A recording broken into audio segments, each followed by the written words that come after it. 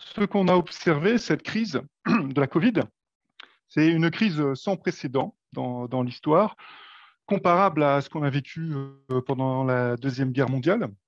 Si on regarde ici le graphique, on voit que la perte d'activité était très importante en 2020, au début 2020, quasiment l'économie mondiale à l'arrêt. Ici, c'est pour les pays européens, avec une baisse en trimestre de presque 20%.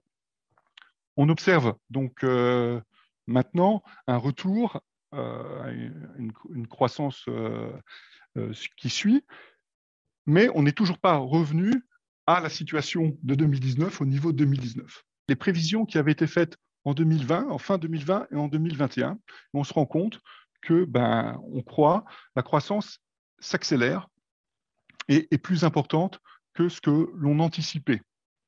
Alors, quels sont les risques pour la croissance de long terme?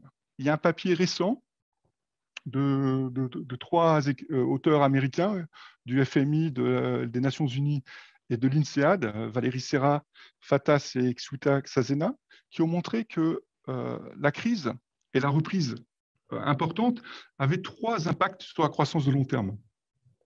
Le premier impact notable, c'est une baisse de l'investissement sur le capital, la technologie et la recherche et développement.